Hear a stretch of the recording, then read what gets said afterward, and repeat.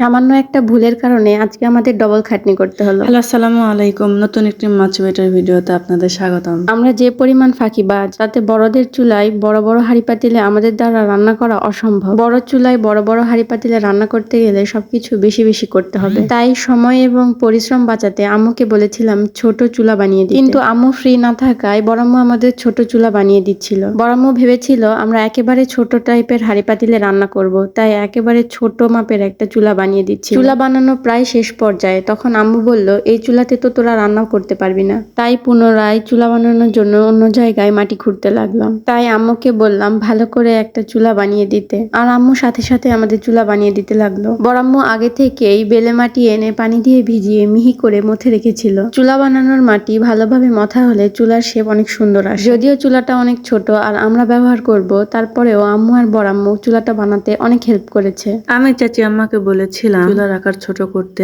আর ঝিক দিতে। ছোট চুলায় ঝিক দিলে চুলাটা ভালো মতো জ্বলবে আর দেখতে সুন্দরও লাগবে। সেজন্য আম্মুকে আমাদের কিনে রাখা দুটো পাতিল দিলাম সে মাপের চুলা বানাতে, আর আম্মু আমাদের কথা মতো পাতিলের মাপ নিয়ে চুলার আকার সুন্দর করে দিল। খাড়া দুপুর বেলা হয়, রোদের তাপ অনেক বেশি ছিল, তাই আম্মু বলছিল বাকি কাজটা পরে করে দিবে, কিন্তু আমরা তো নাছোড় বান্দা। আম্মুর হাতে ছাতা ধরিয়ে দিয়ে বললাম, তুমি ছাতা নিয়ে থাকো, তারপরেও আমাদের চুলাটা এখনই কমপ্লিট করে দাও। চাচি আম্মা তো চুলা বানাতে ব্যস্ত, আর আমাদের এলাকায় সিলবর চাচা এসেছিল হাড়ি পাতিল বিক্রি করতে, আর আমরা দুজন দৌড়ে গেলাম। আর যাই হোক, কেনা বেচার এই সিন তো মিস করা যাবে না। আমাদের তো এগুলো কেনা বেচার সিন অনেক ভালো লাগে। কিছু কিনি বা না কিনি, দেখাটাই হলো আসল মজা। দুই বোন মিলে একবারে ঘুরে এসে দেখি আমাদের চুলা তৈরি, আর এই হলো আমাদের চুলার ফাইনাল লুক। আর এই চুলাতে যত ঘষা মজা করবেন, চুলা দেখতে তত বেশি সুন্দর লাগবে। তো আজকে ডবল খাটনিওয়ালা ভিডিও এই পর্যন্তই। ভিডিওটি যদি ভালো লেগে থাকে তাহলে লাইক, কমেন্ট, শেয়ার করবেন, আর না লাগলেও করবেন। আর যদি না করেন তাহলে আমরা আপনার বাড়িতে গিয়ে ঘর মটকে আসবো, কারণ আমরা সন্ধ্যারের মেয়ে। তো কি,